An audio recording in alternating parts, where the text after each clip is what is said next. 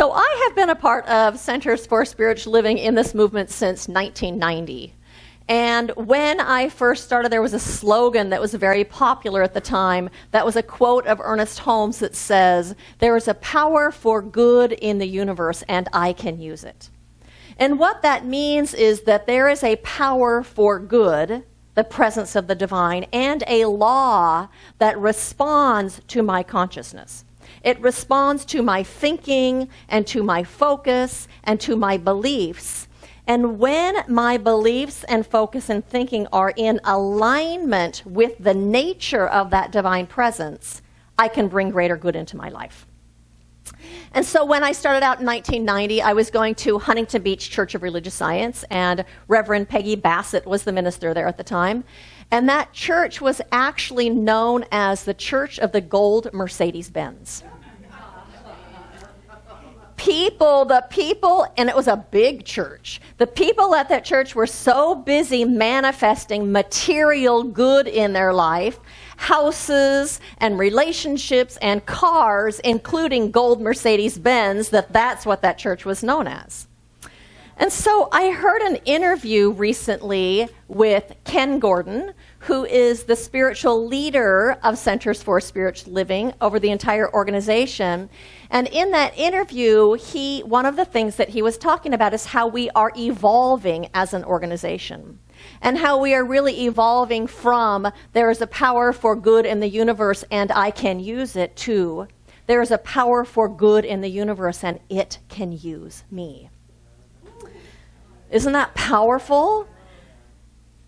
And so being in alignment, being able to manifest the material good in our lives, I think is valuable, and I think it's important, especially if we don't have what it is that we need, especially if our needs aren't being met and if we don't have what we want.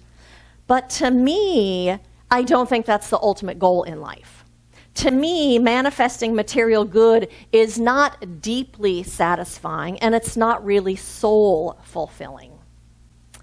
I do not believe in that quote that says, "Whoever dies with the most toys wins." Because I think that all of us certainly know people that have lots of money and that have lots of stuff who aren't happy, who aren't peaceful, who aren't even content, even though they have so much stuff. And so my focus as a minister, you would know if you've been here for any length of time, is really much more about allowing that divine presence to use us. Allowing that divine presence for good to move through us out into this world. Hence, we talk about being a beneficial presence in this world. I really believe that every single one of us is called to bring good into this world. Called to make a difference, called to be a beneficial presence. And one of the ways that we do that is by living our spirituality. When we live our spirituality, it just automatically happens. We don't even have to try. I think that we are each called to bring love and peace into this world. I think that we are being called to bring oneness into this world. I think that we are being called to be a conduit for the presence of the divine and the presence of our own souls. Because when we are a conduit for the presence of the divine and for our own souls, what happens is then we create a world that more accurately and more completely expresses that divine presence that is at the core and center of everything that exists. Pierre Teilhard de Chardin, who was a philosopher and a Jesuit priest, said, "Someday, after we have mastered the winds, the waves, the tides, and gravity, we shall harness for God the energies of love. Then, for the second time in the history of the world, we will have discovered fire." That's what we're up to here. That's what we're doing. Harnessing the energy of love, harnessing and giving way to that presence of the divine that is the presence of love. And so as spiritual beings, we have this deep spiritual need to express our spirits.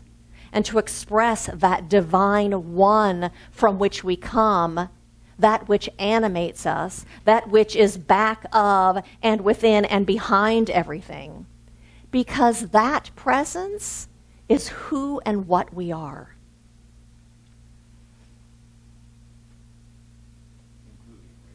Including Ray Bunch.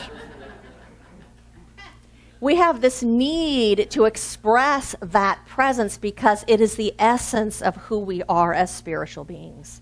And because we are spiritual beings living this human experience, we have a need to express that and to be that in this world. We have a deep desire to live in love and to live in harmony and to live in peace. Yes? Is that your desire? Yes. We have that desire to live in love and in peace and in harmony with each other in this world also. We have a need within us to experience oneness with the divine, with that invisible presence. We have a need to experience our oneness with this one human family, to live in harmony and in love with this one human family, this need to live in brotherhood and in sisterhood, whether we know people or not. And so one of the things that keeps us from sharing that love and from sharing our spirit all of the time is our sometimes distrust of and wariness of the other. Our distrust or wariness or fear of people that are unlike us. People who are of a different color or a different religion or a different gender identity or a different ethnicity or different political affiliation. We have a wariness and a distrust of them, which causes us sometimes to pull back and to not share our spirit and to not share our love. We are sometimes afraid of those people that are different than us. But the truth is, at our core, we are all the same. At our core, we are all incarnations of that one presence. At our core, we are all exactly the same. And in our shared humanity, we all want the same things. We all want to be loved and to be safe.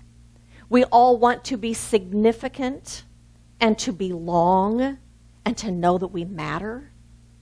We all want to feel connected to others. We all want to be able to make our own choices, to have autonomy and volition of our own, and we all want to contribute. And so I read a story this week that I'd like to share with you. It says Yaki is a 64-year-old fourth-generation farmer working the same land in Ritzville, Washington as his father and grandfather. His wheat crop accounts for nearly 100% of his income, and harvesting is usually a job that he does by himself. In February, doctors diagnosed Yaki with melanoma, which had spread to his bones.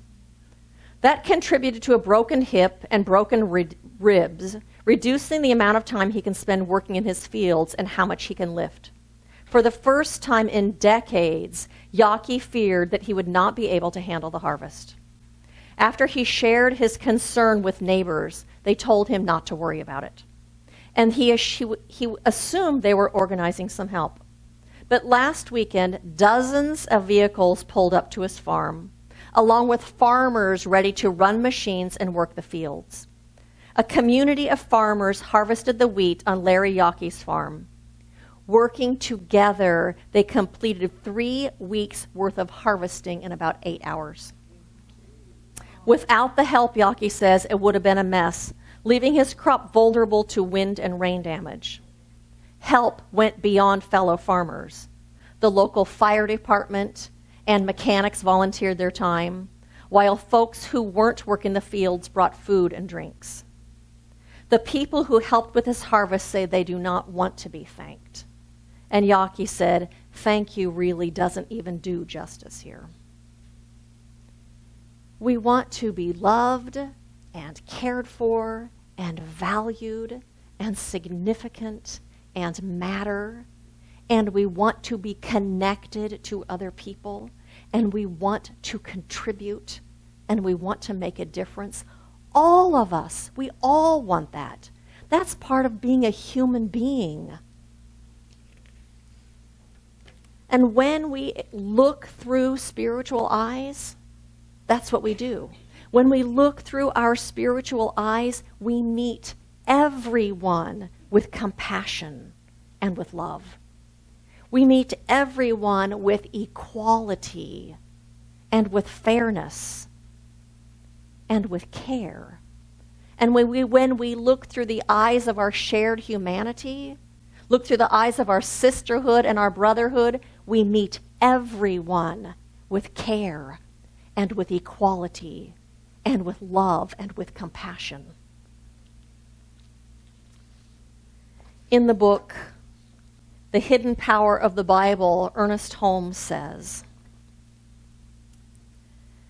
if the brotherhood of man were recognized and practiced by the world at large, all war, poverty, and need would vanish from the face of the earth. They are creations of the finite mind and were never intended to be. God views all as a perfect whole. Our divisions are only apparent. They can never be real. Hate generates hate. Love begets love. And peace brings its own reward. Eventually, love overcometh and exalteth itself above all. For love is a synonym for the eternal heart of the universe. We are called to be the heart of the universe. We are here to be that presence in action. We are here to be conduits for that one power for good that Ernest Holmes was talking about. Here to be conduits for the one. And so I'd like to share a video with you now that is another fabulous story and example of being conduits for that one divine presence and the good of the universe to share with this world. You have gifts and talents that are unique to you individually that you can share with this world. That's your call. And so I would like to take you through a visioning process right now. And so if you don't know what visioning is, what that means is it's a meditative process whereby we open ourselves to the highest vision that is held in the mind of God for any particular thing that you're visioning about. And so I'm going to ask you a series of questions, and after the question, there's an insert in your bulletin that's either light blue or really pale green that has questions on it. I'm going to ask you those questions, and you can actually open your eyes and jot down the answers. And maybe what will come to you is words or pictures or images or just a feeling. But write down what comes to you. So if you need a pen, Barbara will give you a pen. Raise your hand.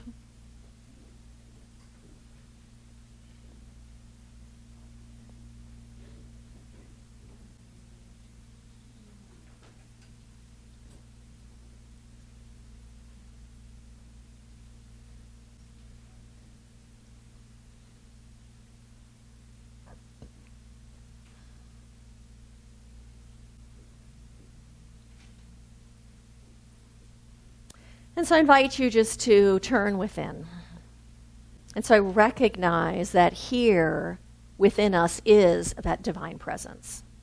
Here within us is our connection with the infinite, like a conduit, like a line, like a cord. We're attached to the infinity of that divine presence. And so right here, right now, we just turn to that one from which we have come from, that one that beats our hearts and breathes our lungs and is the very life force within us. Recognizing that this one within us is the same one that is within and through every single thing in this universe. And so we tune into that infinite love, that infinite beingness, that infinite mind. We tune into that wisdom within us that is that presence unfolding itself. And we allow ourselves to sink into this place of knowingness, to sink into this place of oneness. And in that we open ourselves and we listen and we hear and we know. And so I invite you with me to ask that all-knowing wisdom, that one presence that resides in your very heart and soul. What is God's highest vision for this world? What does it look like? What does it sound like? What does it feel like? What is its essence or tone? We ask that within us. What is God's highest vision for this world?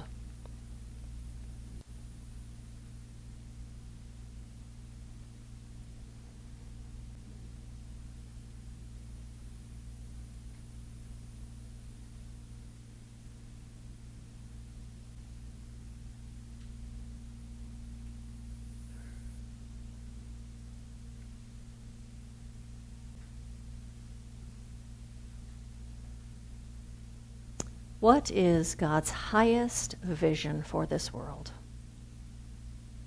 What does it look like? What does it feel like?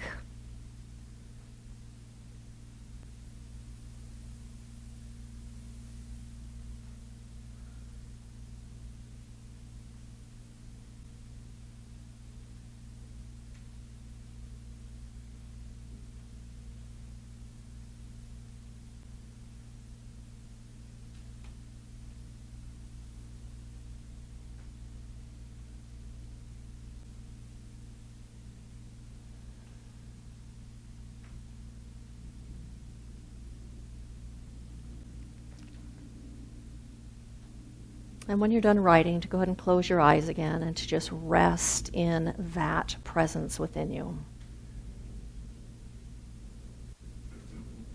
That all-knowingness.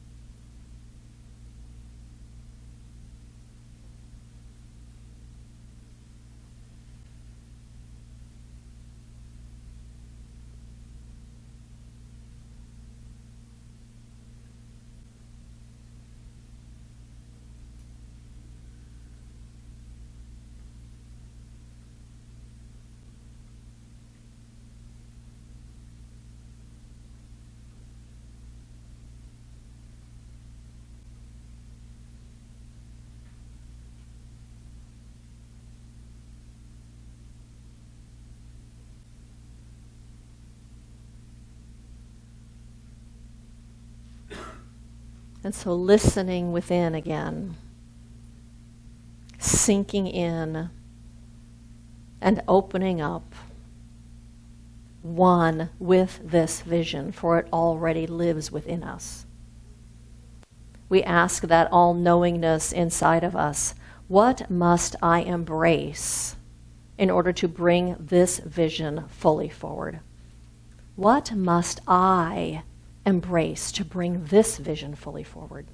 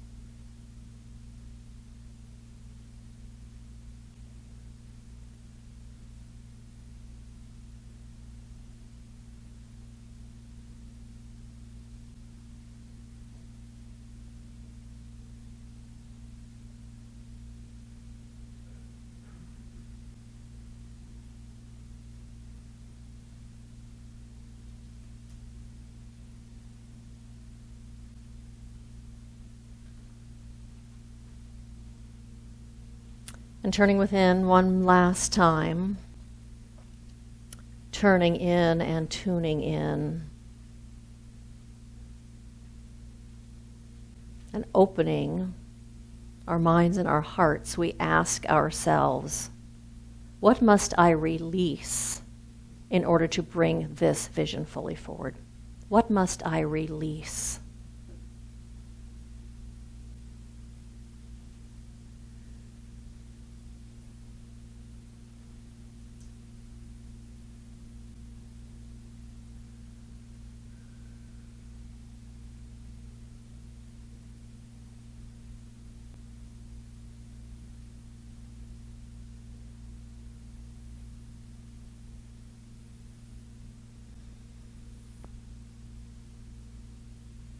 What must I release in order to bring this vision forward?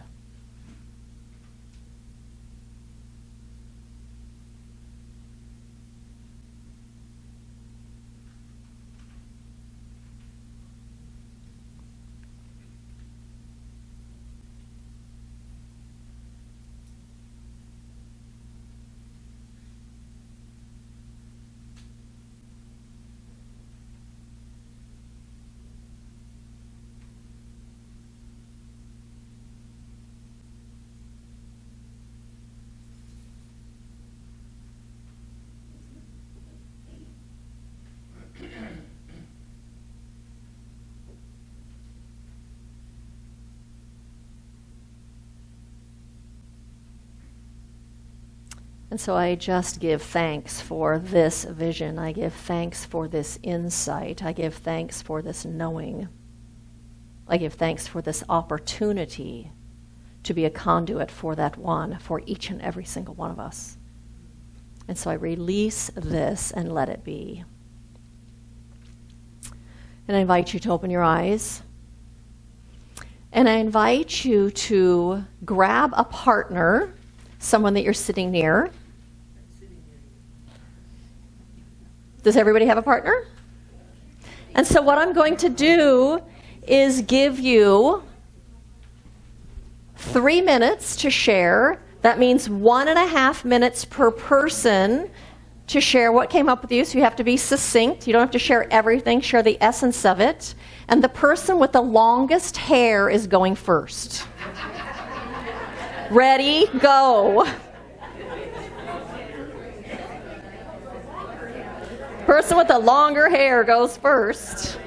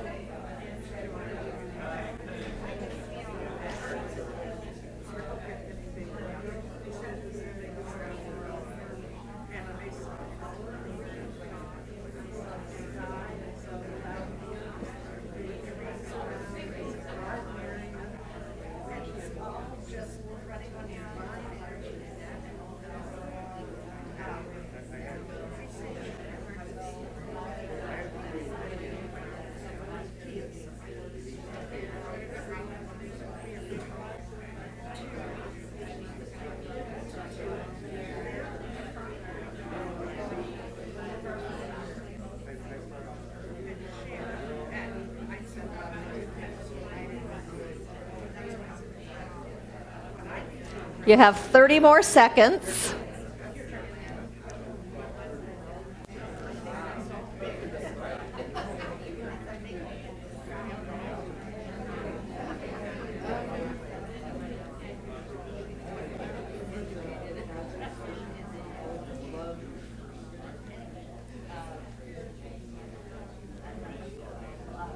And so it's time to switch who's talking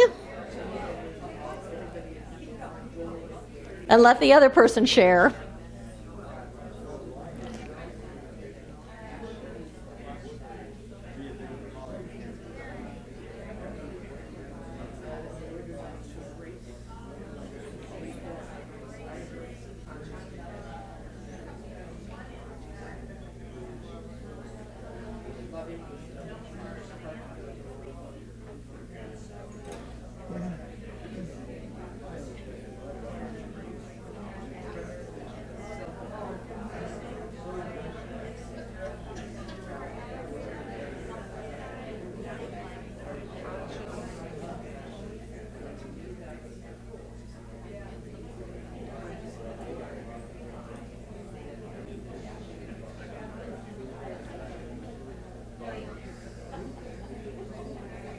You have 30 more seconds.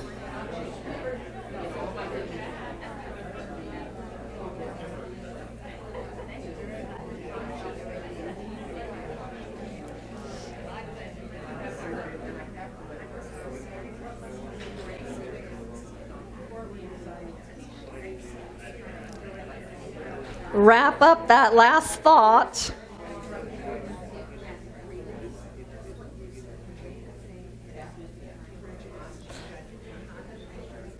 And time is up.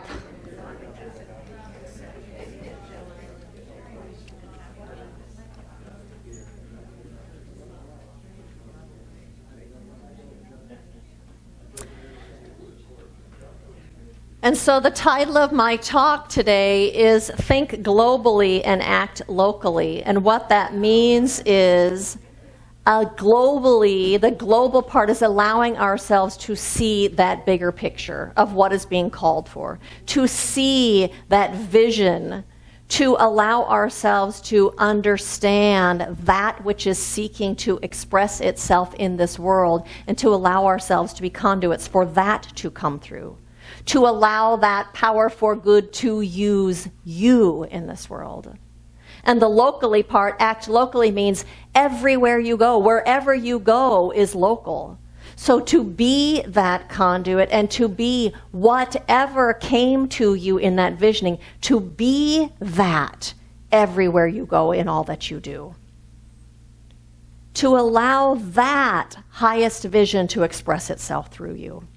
And so my invitation to you this week is to do whatever came to you in that visioning. To embrace what you're being called to embrace, and to release whatever it is you're being called to release.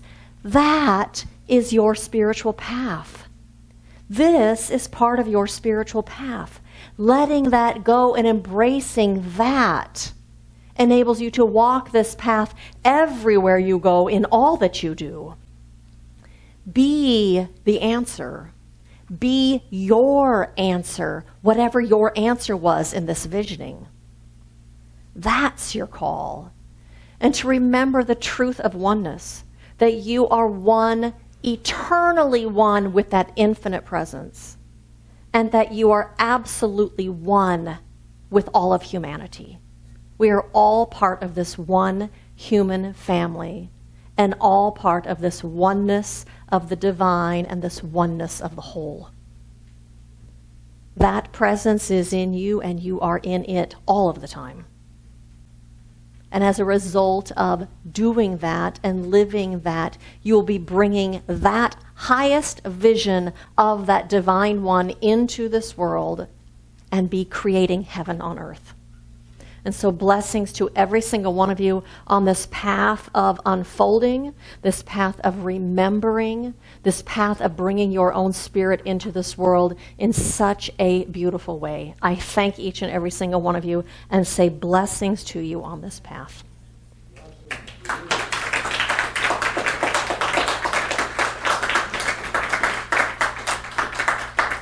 And so I invite you right now to join me in an affirmative prayer. And so how good it is to be in this place of remembering. How good it is to be in this consciousness of that one. To be feeling and sensing and knowing that infinite presence that is always right where we are. That infinite one that is the very presence of love and of peace and of oneness, of light and of truth and of good without bounds. For God and good are synonymous with each other, and there is a magnificent good that is seeking to unfold itself in this world, and we just so happen to be conduits for that one. And so I recognize and know that that one in its fullness, in its allness, is everywhere present, at every point in space, at every point in time, that it is present right where we are, and that it is present where every single person in this entire world is. All that God is present. All that God is present at the tip of my finger, at the center of every conversation, in every single home, in every single heart. And that one is unfolding itself and downloading itself and expressing itself right now. Right now. And so we just see this and we just know this. And we sink into this truth and allow ourselves to marinate in it. And so today we say yes, and we step up, and we open up, allowing something that is greater than we ever imagined to unfold itself in our own hearts and in our own souls, so that we are absolutely a beneficial presence in this world, and so that we are that divine presence, blessing this world wherever we go. And I speak this word also right now for any person who is experiencing loss or trauma or fear. I speak this word for every person in El Paso and in Dayton and any place where there's grief or fear, recognizing that that divine presence is fully right there with each and every single person.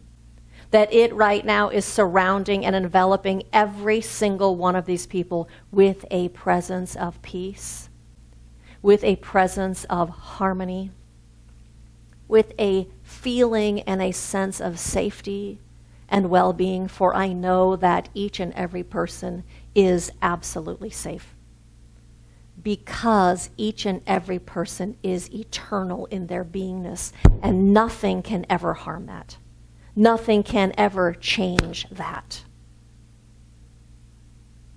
And so I know that that presence is wrapping itself around each person right now as love and peace and harmony.